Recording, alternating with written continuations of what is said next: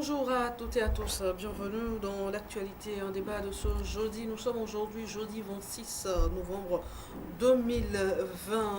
Aujourd'hui, je partagerai le plateau d'abord avec Abbas Issaka, le patron du journal Mania Libéré. Si tout va bien, Tchabouré Bouraïman, le directeur de publication du journal Le Messager, va se joindre à nous dans quelques instants, si tout va bien, bien sûr.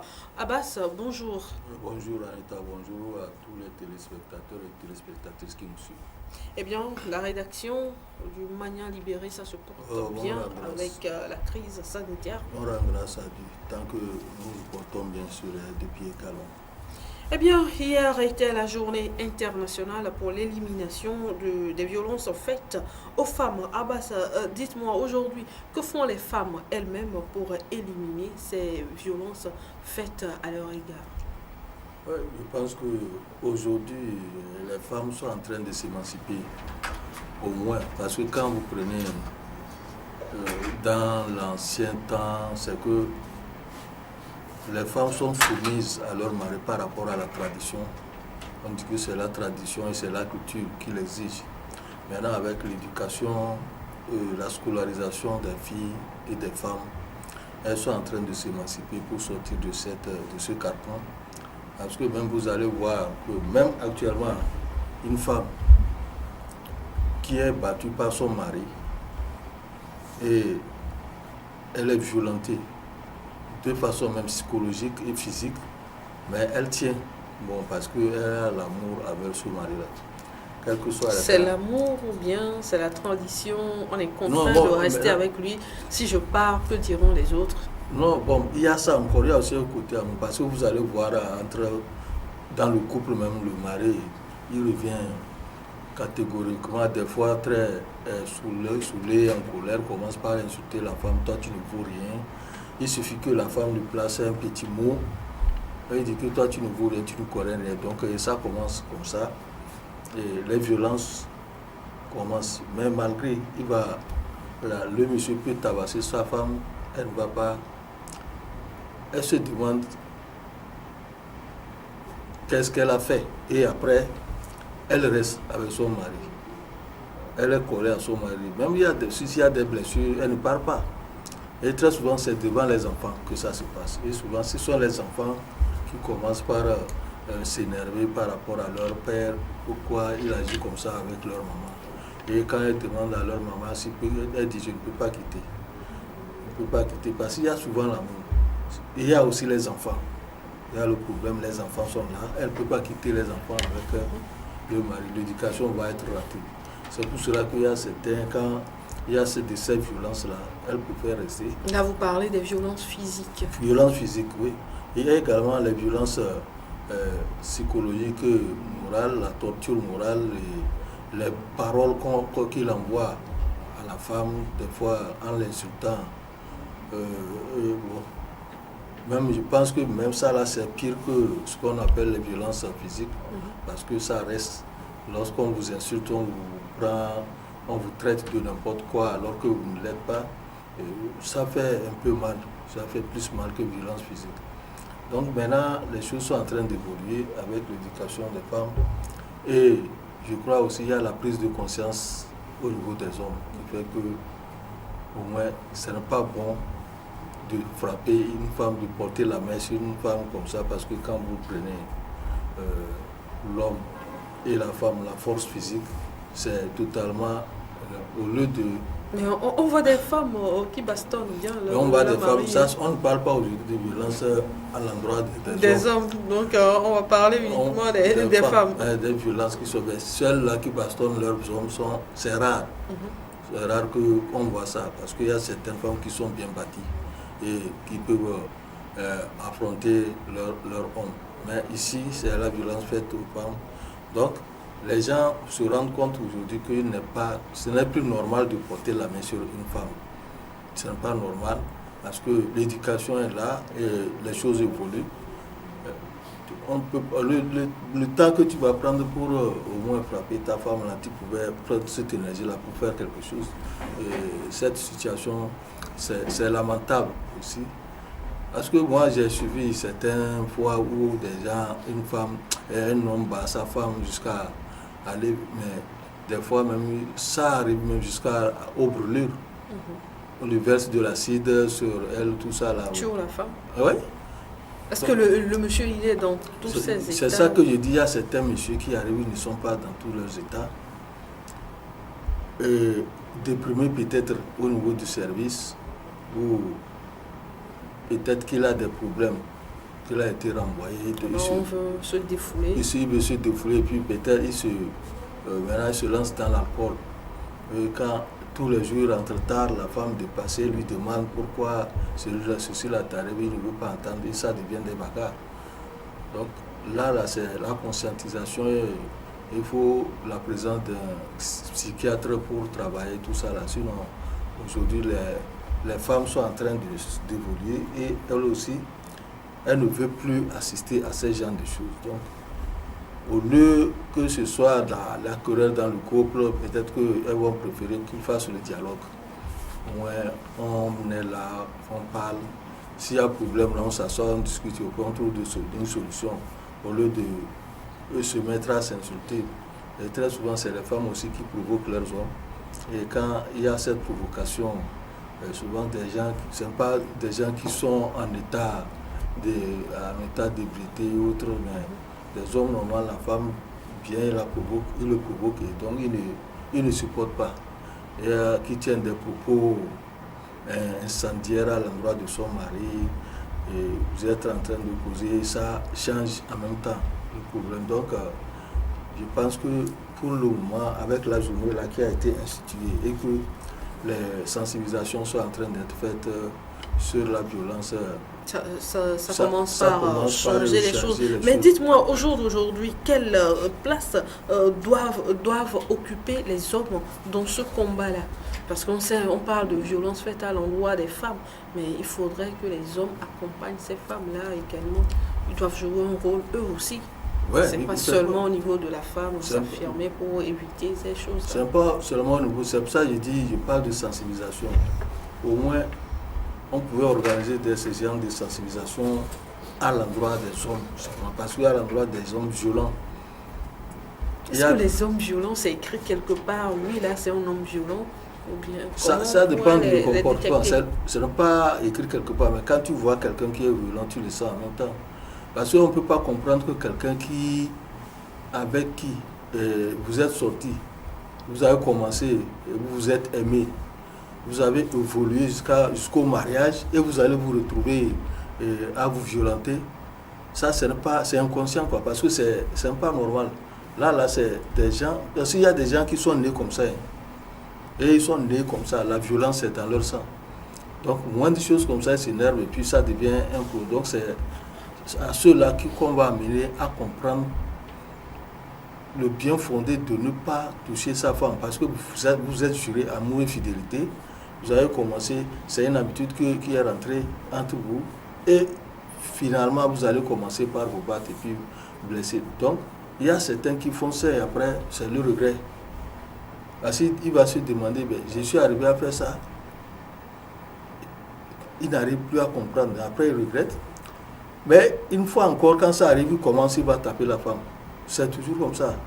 Donc ces gens-là, c'est la sensibilisation. Est-ce que l'État peut aussi faire quelque chose à l'endroit de cette sensibilisation pour montrer que ce n'est pas bon de lever la main sur une femme? D'ailleurs, même la violence physique, ce n'est pas normal. Parce que très souvent, quand ça arrive, quand vous demandez à la femme même d'aller porter plainte devant la justice parce qu'elle a suivi. Elle va dire non. Elle va dire non, je ne peux pas amener mon mari au tribunal. Donc tout ceci là, c'est la conscientisation. Parce que tu ne vas pas voir une femme dans notre tradition ici aller convoquer son mari au tribunal parce que le mari l'a tapé. Mais il faudrait qu'avec le temps ça change. Mais avec le temps ça change, mais en Afrique ici c'est impossible. Tu vas en Europe, une femme, tu tapes une femme, c'est que la police va venir te chercher. Ici, c'est pas chose. Tu vas faire ça là, c'est même l'entourage, ton entourage qui va dire, mais regardez là, c'est elle-même qui allait amener son mari en prison comme ça. Alors on va dire que tu es maudit. Et c'est pour ça que les femmes se retiennent quel que soit ce qui se passe, elles se retiennent. Même on leur dit, va au tribunal, ils ne veulent pas aller au tribunal. Parce qu'il y a la loi contre ces genres de choses, de violence. Quand tu portes la main sur quelqu'un, c'est qu'on va t'emprisonner pour causes et blessures. Et c'est sur cette loi-là, on va dire, la femme n'a qu'à aller porter plainte, elle va dire, je ne peux pas aller porter plainte contre mon mari. Parce qu'elle-même ne va pas comprendre qu'elle va amener son mari au tribunal. Et très souvent, même pour ces problèmes de foyer, lorsque la femme va convoquer le mari sur le chef du village, bien sur le chef canton, sa famille dit, va divorce. Donc c'est toi qui as amené ton mari ici. Vous ne pouvez pas régler votre problème chez vous. Et ça devient compliqué pour la femme. Des fois, au retour là, le mari va dire, bon, des fois, apparemment, nos traditions même favorisent certaines. C'est la tradition qui a favorisé ça, parce qu'on dit que la femme doit se soumettre à son homme. C'est la soumission totale à l'homme. Donc tout ce que l'homme veut là, il peut te faire. Il a tous les droits sur toi. Et ça, c'est partie de la religion. Et maintenant, la tradition est venue, depuis c'est partie de nos cultures ancestrales. La tradition et maintenant la religion est encore venue accentuer la situation. Mais maintenant, avec l'évolution des choses, je pense que ça est en train d'évoluer. Et puis, ces genres de choses, c'est une vue archaïque de la culture africaine. Tu ne peux pas vivre entre ta femme et ton. Présentement, les deux s'assoient, le couple s'assoit pour faire des projets. Tu ne peux pas aller demander à ta femme, j'ai décidé de ceci. Elle va dire, non, pourquoi tu ne m'as pas parlé de ça? Donc, quand ça évolue là, peut-être les gens vont perdre de temps en temps la culture là que nous avons, où on dit que la femme doit strictement se soumettre à son mari et que le mari, un béni oui dans le foyer. Que le mari a droit de vie et de mort sur sa femme. Ça, c'est de dépasser ça. C'est du dépassé. Nous allons parler de vous, journalistes, à présent, avec ce communiqué du ministre de la Communication, le professeur Ayewadan, qui veut finir avec cette histoire de communiqué final. Vous savez un peu de quoi je parle, surtout au niveau des journalistes, des médias publics. La question qui se pose aujourd'hui à Basse est de savoir si tous les reporters des médias publics sont des fonctionnaires. Parce que nous les voyons, mais est-ce qu'ils sont tous fonctionnaires? Non, tous les agents des médias publics ne sont pas tous des fonctionnaires. Et aujourd'hui, interdire ces personnes. Pour être fonctionnaire, il faut passer un concours. Ils n'ont pas passé, il y a beaucoup qui n'ont pas passé le concours et qui fonctionnent là-bas comme des pigistes. Donc, quand vous fonctionnez comme des pigistes, et ce sont ces gens-là qu'on envoie sur les lieux de reportage. Et quand vous voyez, quand les gens vont arriver, quand vous êtes une organisation de la société civile ou bien vous voulez organiser une conférence de presse ou bien une manifestation, et vous demandez aux gens que vous allez envoyer lettre de couverture médiatique. Donc c'est le ministre qui dispatche ça. Donc normalement quand le ministre dispatche à la télévision, à la radio et Togo Presse, il doit prendre des dispositions pour les faire déplacer sur le lieu de reportage. Or, le constat est que... Mais souvent, ce sont les organisateurs qui déplacent... Mais si vous ne venez pas les chercher, c'est que votre manifestation ne sera pas couverte. Donc, vous êtes obligé de chercher un véhicule. Vous allez les chercher, ils viennent couvrir. Et à la fin, vous les ramenez. Mais avant de partir, quand c'est fini, la manifestation finit, ou bien c'est la cérémonie d'ouverture, quand ça finit, et les autres attendent, ils veulent voir l'organisateur parce qu'ils disent que nous voulons aller faire le montage et l'organisateur va faire comment? L'organisateur est obligé de leur donner quelque chose pour le déplacement. Si c'est 5 minutes, ici sont 4 ou 5, c'est comme ça se passe. Donc je ne sais pas si aujourd'hui avec la décision du ministre là, il va trouver des moyens. Justement, des fois, les pères diem sont parfois des sources de revenus de certains journalistes. Oui, mais de tous les journalistes. Je suis stagiaire, Stagiaire, c'est ça, non? Puisque ça, vous allez voir que dans la journée, les gens peuvent aller à un reportage, 3 ou 4 reportages. Et quand vous allez 3-4 reportages par jour, vous revenez avec c'est 5 fois 4, 20 000 par jour. 15 000. Tous les jours, ça. 15 000, 20 000 par jour. Il faut comptabiliser. Ça dépasse même le salaire qu'ils prennent. Donc, c'est pour ça qu'il dit que si le ministre peut mettre les moyens, il dispatche les lettres au niveau des organes d'État, qu'on mette en place les moyens, qu'on donne les moyens, donc on vous met le véhicule à votre disposition, on vous transporte, à la fin, le chauffeur vous ramène, vous faites votre travail parce que vous êtes fonctionnaire d'État. Or, mais si je ne suis pas fonctionnaire. Voilà, c'est ça le problème. C'est que je ne sais pas si le ministre a étudié aussi tous ces cas-là. Il y a des gens qui sont, beaucoup qui sont sur le terrain, ne sont pas des fonctionnaires. On les a recrutés comme ça. Les gens ont déposé leurs demandes pour être pigistes, on les a recrutés. Bon. Et maintenant, ils veulent se former au niveau de la télévision. Et en se formant, c'est vous qu'on envoie sur le terrain de reportage. Et quand vous revenez, vous ne pouvez pas prendre le salaire même au niveau. C'est qu'on vous donne des miettes pour souvent à la fin du mois, mais ça ne suffit pas. Donc, aujourd'hui, si on veut classer aussi les pigistes là, les non-fonctionnaires comme des fonctionnaires, on n'a qu'à trouver une solution ou soit on organise un concours interne. Et si le ministre obligeait les responsables des médias à faire un salaire à leurs collaborateurs, pas forcément passer par un concours, mais à tous ces collaborateurs-là, leur faire au moins un salaire, le SMIC au moins, avant de s'attaquer au communiqué final.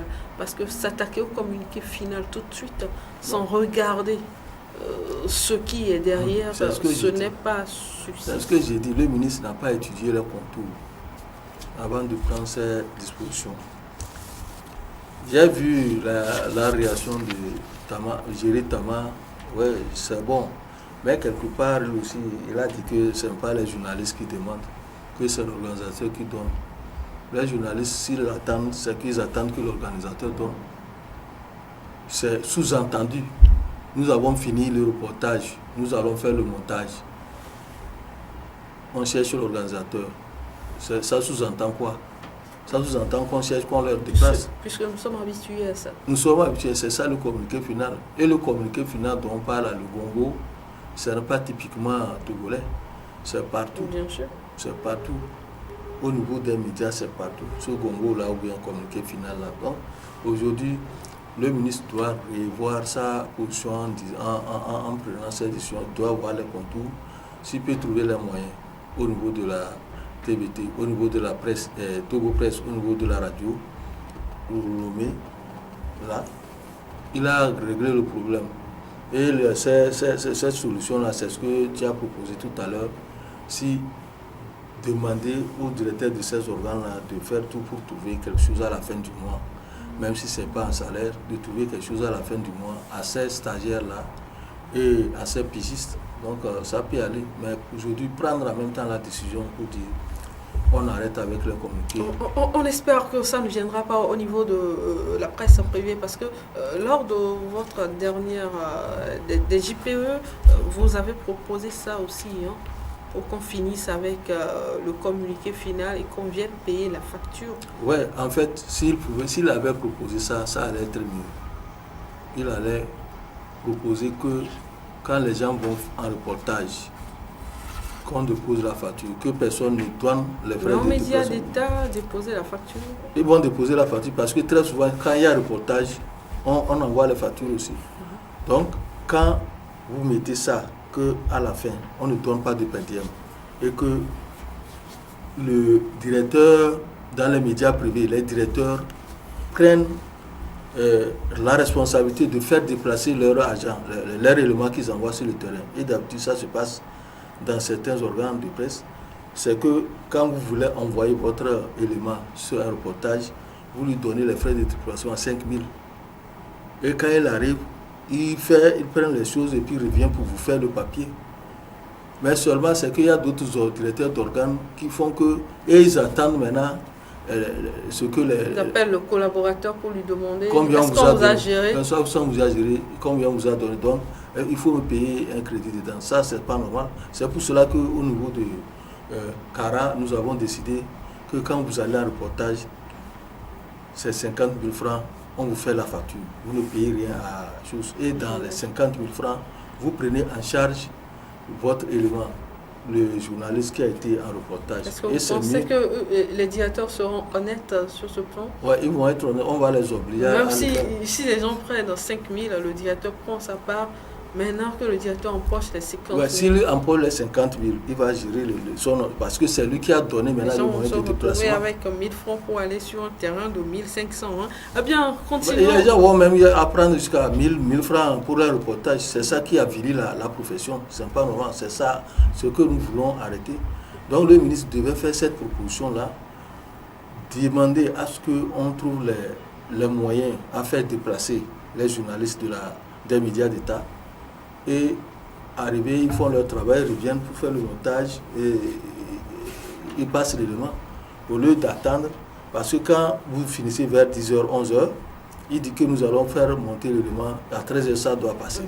Donc vous êtes obligé de les intéresser avant qu'ils ne quittent. Et vous qui les avez amenés, le chauffeur et puis, attend. Le traitement du sujet dépend du traitement qu'ils ont des journalistes. Oui, c'est ça. Eh bien, nous continuons dans le domaine de la communication, toujours à base. ARCEP a enclenché une procédure de sanction contre la société Togo Cellulaire pour désagréments et dysfonctionnements graves sur les services de Timoni. Abbas, qu'est-ce qui empêchait Togo Cellulaire de communiquer et dire à ses clients qu'à partir de tel moment à tel moment, notre ligne connaîtra des perturbations, ou bien notre service Timoni connaîtra des perturbations? Tu vois, depuis quelque temps, je pense que ARCEP est en train de faire un bon travail. Il devient un gendarme derrière les téléphonies mobiles. Si ça pouvait continuer. Si ça pouvait continuer comme ça, je pense que les clients, les consommateurs seront heureux. Si elle pouvait mettre en exécution ces menaces. Oui, c'est ça. C'est bon, l'essentiel. J'ai dit que l'essentiel, c'est de commencer et de terminer bien et de pérenniser. Ce n'est pas de commencer aujourd'hui et demain, on arrête parce qu'il y a des pressions quelque part. Ce qui se passe avec les opérations de Timoni au niveau de Togo Cellulaire, c'est un peu compliqué. Parce que le problème sur lequel on veut les sanctionner, c'est la communication. C'est-à-dire qu'on ne dit pas aux clients que nous avons des problèmes au niveau de Timoni. Et on vous dit rien, vous êtes là. Même si vous allez à l'agence, on dit essayez. C'est comme ça. Par exemple, hier, moi j'ai fait un Timoni à 10h et je dis à 14h. J'aime pas le message d'envoi. C'est à 22h, 22h30, hier que j'ai retrouvé le message d'envoi. Ce n'est pas la première fois. Une fois encore, j'avais un problème le cache-power est en train de finir et on m'a appelé de la maison ici au boulot. J'ai envoyé à 12h, j'ai envoyé, l'opération a bien marché, mais à la fin, jusqu'à 18h, ce n'est pas encore arrivé là-bas. Et on m'appelle à la maison qu'il se fait tard, est-ce que je n'ai pas envoyé? Il dit j'ai envoyé depuis, que ce n'est pas encore arrivé. Au moment où 18h30, là, au moins, il demande le message m'est arrivé, après 6 heures de temps que c'est arrivé. Il dit bon, il faut taper. Donc c'est le problème de choses. Mais il n'y a pas de communication sur la situation, sur la question. C'est sur ce problème de manque de communication que l'ARCEP est en train de sanctionner. Va en guerre contre Togo Cellulaire. Maintenant, il faut amener Togo Cellulaire à communiquer. S'il y a des désagréments, il faut signaler aux consommateurs. Comme ça, les gens prendront leur disposition. Parce que vous allez voir que quelqu'un... Comme le font certaines sociétés de la place, on ne va pas faire leur publicité quand même. Mais la T2, la CT, les gens... pour des désagréments, nous allons faire ceci, nous allons faire cela. Mais s'il y a une grande société comme Togo Cellulaire, qui a une grande autorité, de leader, tout ça, de Lomé à 5KC, et qu'il y a des problèmes de Timoni, de transfert d'argent, alors que cette opération a été mise en place pour aider les populations à mieux gérer et au plus vite leurs affaires. Imaginez si vous avez un malade à l'hôpital, on vous prescrit le médicament, le malade est souffrant, il faut ces médicaments-là. Vous avez de l'argent quand même, vous avez de l'argent. Vous n'arrivez pas à acheter votre... et immédiatement vous envoyez, mais on vous dit que vous attendez. Le temps que l'argent arrive là, votre patient est déjà mort. C'est pas normal. Donc il faudrait que s'il y a communication, les gens vont prendre les dispositions. S'il faut envoyer quelqu'un directement pour remettre l'argent, comme ça on supprime pour le moment l'opération Timoni et pour le reste des activités. Donc il faut qu'on communique. C'est le problème de communication, manque de communication, ça tue beaucoup. Nous avions reçu quelqu'un sur ce plateau la dernière fois qui nous disait que c'est parce qu'il n'y a pas de concurrent que Togocel et Move, cette fois-ci Move n'est pas concerné, mais qu'il n'y a pas de concurrent que Togocel et Move se comportent de la sorte. Mais, il y a deux. Il y a Move qui fait flouze.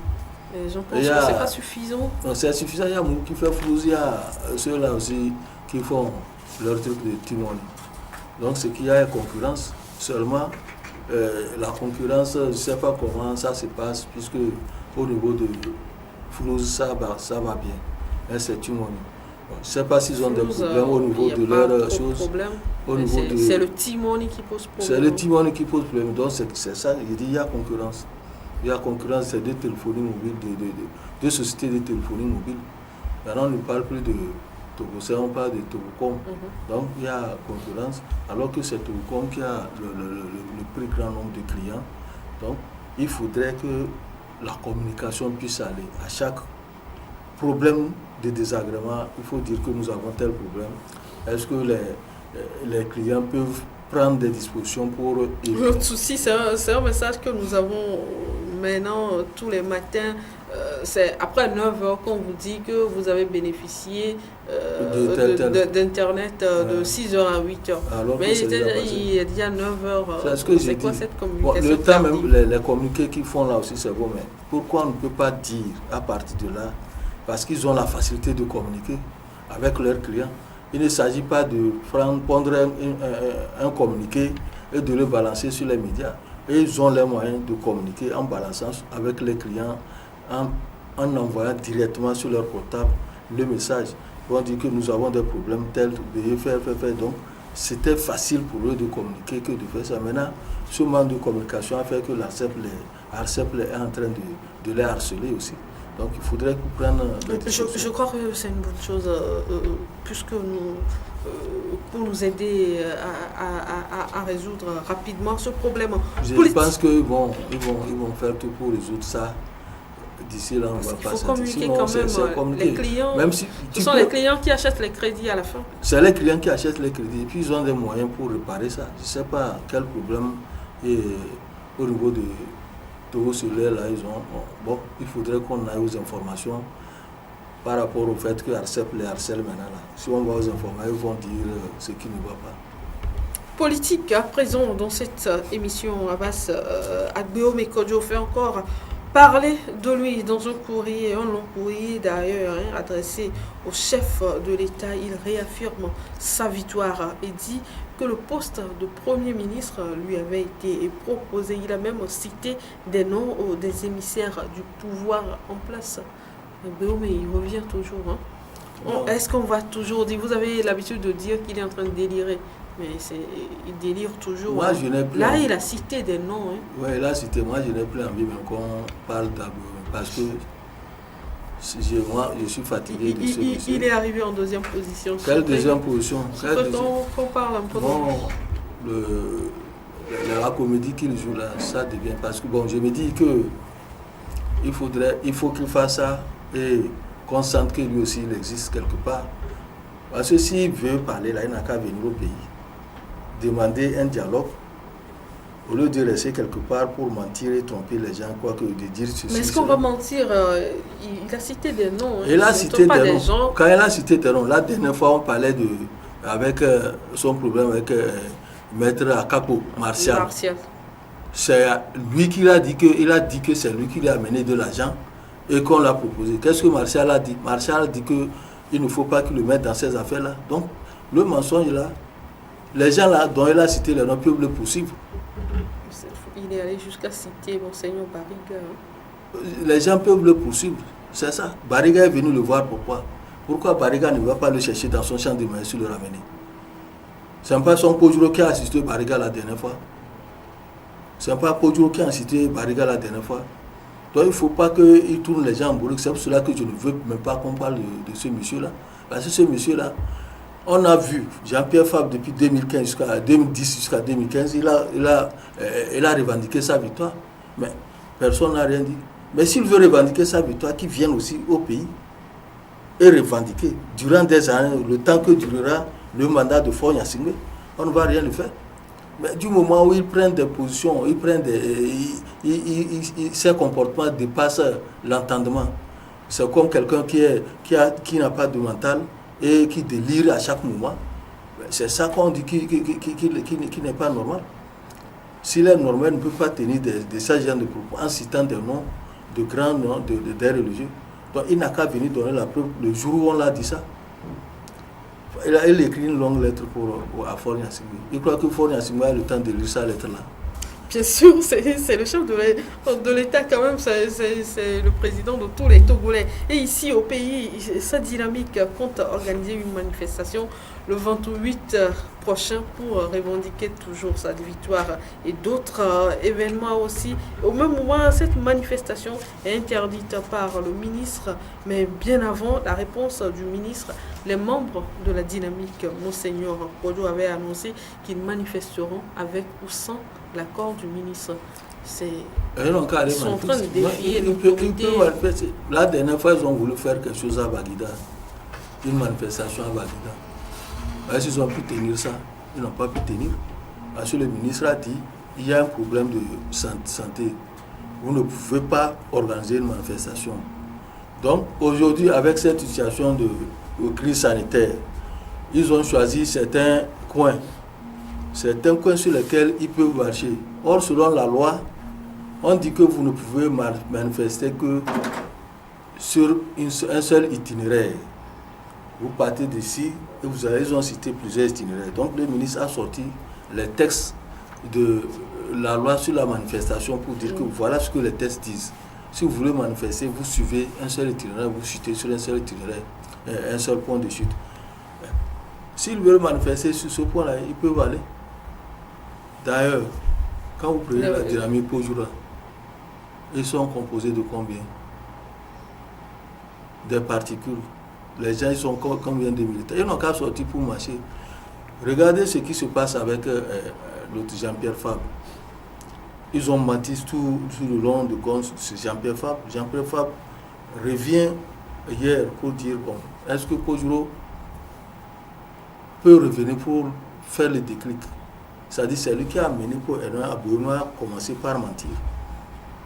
C'est lui. Donc aujourd'hui, le problème c'est Pojura. C'est la dynamique Pojura n'a qu'à marcher. Sinon, il y a les tests. S'il le dépose, ou bien s'il veut défier l'autorité de l'État, ils n'ont qu'à aller. Donc, parce que dans les jours à venir, on assistera encore à un bras de fer entre dynamique. Cette fois-ci, on ne va pas dire opposition, dynamique et gouvernement. Parce que ce n'est pas toute l'opposition qui est là. Il n'y aura pas de bras de fer, parce que quand vous parlez de bras de fer, c'est comme... Ils sont fermes. Ils sont fermes, ils n'ont qu'à, les 4 ou bien les 5 n'ont qu'à sortir pour marcher. Je crois que compter encore sur quelle population? Quelle population, quel militant va sortir pour manifester? La même population qui manifestait il y a quelques ils sont années. fatigués. La population s'est dit qu'elle est fatiguée. Elle est déçue du comportement de l'opposition. Et puis les marches ne donnent plus rien. La manifestation, les gens ont marché 5 ans, ça n'a rien donné, ça n'a rien changé. Les gens ont marché en 2017 jusqu'à on dit on veut faire les choses, ça n'a rien donné. Actuellement, il y a beaucoup qui sont en prison, les gens sont blessés à vie. D'autres sont morts. On veut revendiquer la libération de ceux-là qui sont en prison. Et puis ceux-là qui les ont fait envoyer en prison, là, ils disent quoi? Ceux qui les ont fait envoyer en prison, ils manifestaient pour eux, pour leurs intérêts. Et on les a envoyés en prison. Actuellement, ils croupissent en prison depuis des années. Qui allait les voir? Qui a demandé à l'autorité de les libérer? Qui? Les gens sont maintenant des mutilés à vie. Ils sont là. On a tué des gens dans cette histoire. Et vous allez encore croire que la population va sortir pour marcher, pour soutenir les Agbomé dans ces bévues. Lui, s'il veut, ils n'ont qu'à venir ici au Togo. Il marche et puis on va voir. Pas dans son champ de maïs. Adjamabo qui dit bras de fer là. On connaît Adjamabo. Madame Adjamabo là, on la connaît très bien. Avec la bouche qu'elle fait, la gueule qu'elle fait, on la connaît. C'est pas elle qui a dit ici qu'il n'y aura jamais élection dans ce pays. Même à la dernière, pour les législatives, là, quand jamais il y aura élection, jusqu'à la dernière minute, ils vont tout pour empêcher les élections de se tenir. Les élections sont passées. Elle a pu faire quoi? Elle a empêché maintenant d'autres, beaucoup qui regrettent maintenant de ne pas aller à ces élections pour être à l'Assemblée nationale. Mais tout le monde était responsable quand même. Elle était responsable, mais c'est elle qui était la coordonnatrice. Donc partout où elle passe, elle veut tout casser. Aujourd'hui, elle est peut-être que Dynamique, même qui est déjà détruit, là, elle veut Dynamique est dynamité, comme l'a dit un de vos titres il y a quelque temps. Il y a quelque temps. Donc elle veut aussi terminer la dynamique. Sinon, à Djamago, il n'y a pas là, tout le monde la connaît. La dynamique n'était pas terminée entre griffes avec la fuite du premier responsable. Mais c'est parti, c'est elle qui maintient ça comme ça, c'est elle qui veut ça. Pourquoi Atisso est parti? Philibert Atisso n'est plus avec eux. Lui, il est en train de s'occuper de ses affaires. Il est observateur de la CEDEAO, ou bien de l'Union européenne, pour les élections de choses, de Burkina Faso.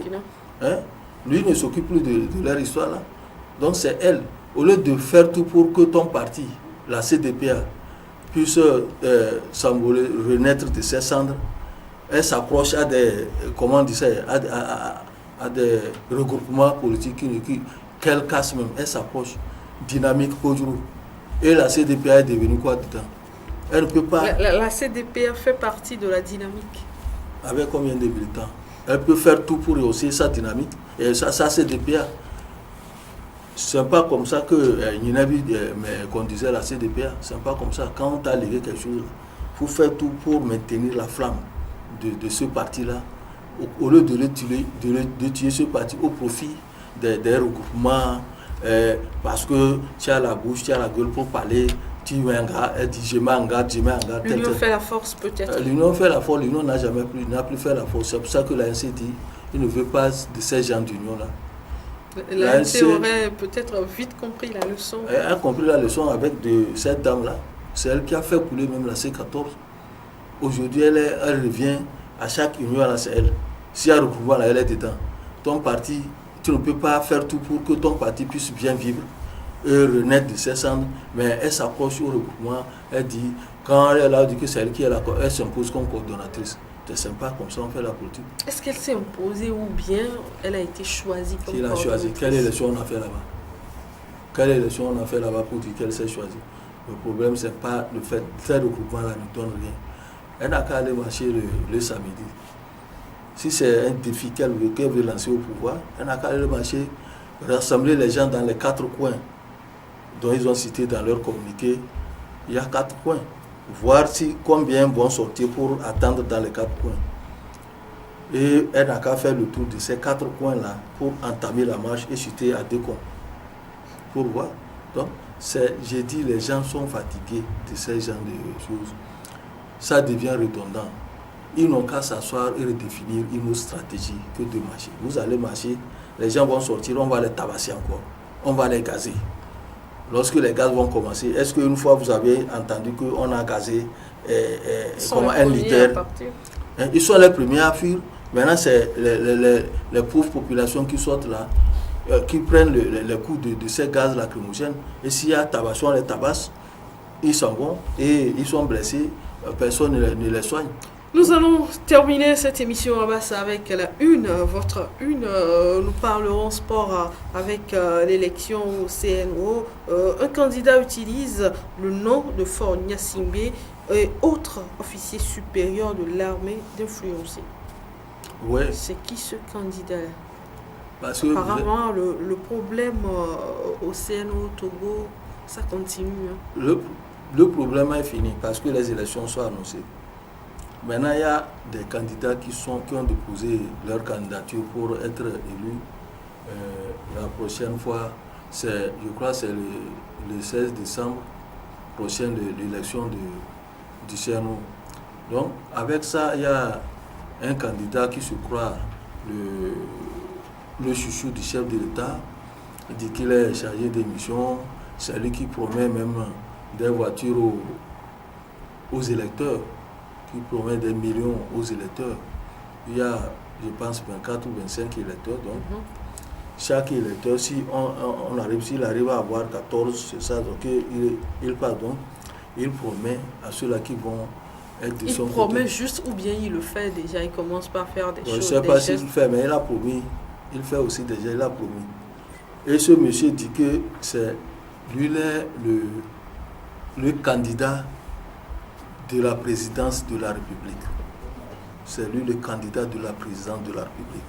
Et qu'il est soutenu par les généraux, les officiers de l'armée, que c'est eux qui veulent l'aider. Alors Est-ce que cette personne même, cette personne, elle est de c'est l'armée? Akpaki, si vous le connaissez, le secrétaire général de. J'ai cité son nom, le secrétaire général de. Le secrétaire général du CNOT sortant. Donc c'est lui, et c'est par lui que les problèmes ont commencé au niveau du CNU Togo. C'est lui qui a tripatouillé les tests. C'est lui qui a fait tout pour mettre le président Azad Bayor Kelani dans des problèmes. Pendant que Kelani était sur le lit d'hôpital, c'est lui que Kelani a dit, tu peux prendre quelqu'un, le vice-président, s'il y a des problèmes, des signatures à faire, il peut signer ça. Donc, quand lui il était sur le lit d'hôpital, il est venu organiser, à son insu, le SIG là, a organisé une rencontre avec avec les autres, les membres du CNOT pour modifier les tests et dire qu'il y a 70 ans, l'autre là ne peut pas aller. Lui a dit qu'il ne va plus aller, mais lui, il est là, il vient, et c'est aujourd'hui lui là qui utilise le nom du chef de l'État et le nom de certains officiers de l'armée pour dire que lui, il a le soutien du chef de l'État qu'on n'a qu'à voter, et que si quelqu'un veut le vote là, il a tel. Moi j'ai eu à le rencontrer et je sais comment elle parle, c'est comme ça elle est. Je suis allé dans son bureau. Alors quand vous l'avez rencontré, on vous a promis quoi? Non, c'est pendant le problème de CNU là. Je suis allé lui poser des questions et je suis ressorti. Le jour là, j'avais écrit un truc contre lui et puis il a vu ça. Je suis allé avec des journalistes. Nous étions 3 chez lui là-bas. Et on lui a posé des questions, nous sommes ressortis. Et il est allé à sa réunion. Et il a promis de nous rappeler et dit même de l'appeler. Nous ne l'avons pas appelé. Donc c'est lui qui est en train de faire des promesses aux gens pour dire qu'on n'a qu'à voter, que lui va faire ça, il va faire ça. En fait, mais si tu peut-être qu'il est en campagne. Mais si tu es en campagne, n'utilise pas le nom du chef de l'État pour dire que c'est lui qui t'envoie. La présidente n'a envoyé personne au compte. La présidente, allez, faites confronter vos idées. Le programme que tu as, la présente-le. Tu présentes ton programme de société au niveau corps. Qu'est-ce que tu vas faire avec le CNOT? Quelles sont tes ambitions? Quelle est la stratégie que tu vas adopter? Tu ne peux pas venir dire que tu as la couverture du chef de l'État. Et maintenant, on va te voter sur la couverture du chef de l'État.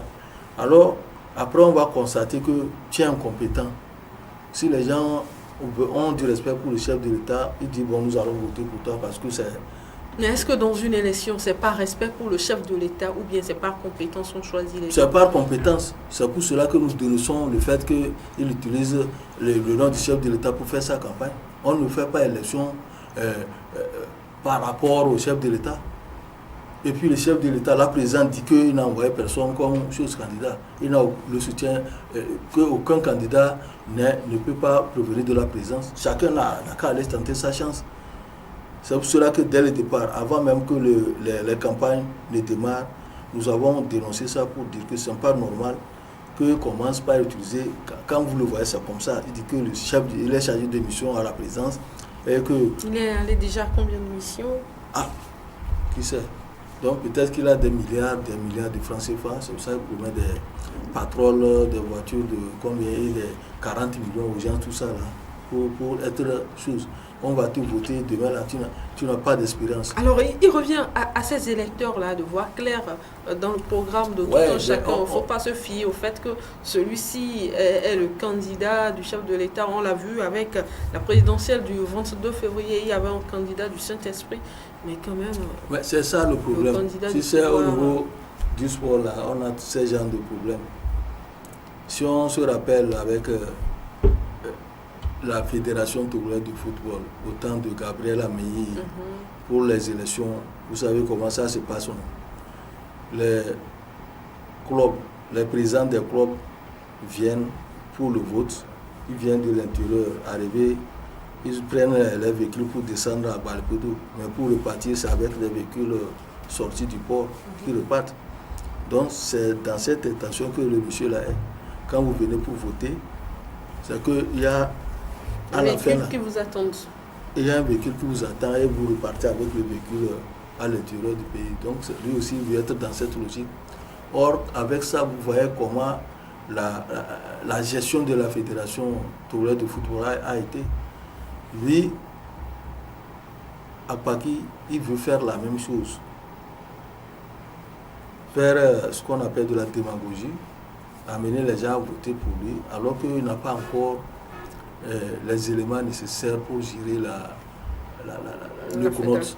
Parce que le CNOT, c'est un ensemble de fédérations, comme telles que la Fédération togolaise de football, plusieurs fédérations d'athlétisme, fédérations de lutte, tout ça là, qui font le CNOT. Et le CNOT, c'est au plan international, vous êtes... en tout cas, ce n'est pas facile. Il faut être un expérimenté avant de faire ça. Mais lui, je pense qu'il n'a pas encore fait 5 ans, 10 ans, mais il est en train de chercher à tromper les gens que je vais voter pour moi. On se connaît dans ce pays, donc il ne faudrait pas que les gens tombent dans le piège de ce monsieur-là. Alors, merci d'éveiller les consciences, Abbas. Merci à vous d'avoir préparé à cette émission qui, au lieu d'être un débat, s'est transformée finalement en entretien parce que Tchabouré Bouraïma n'a pas pu faire le déplacement. Finalement, chers téléspectateurs, c'est donc fini pour l'actualité en débat de ce jeudi. On se donne rendez-vous mardi prochain à partir de 10h. Au revoir.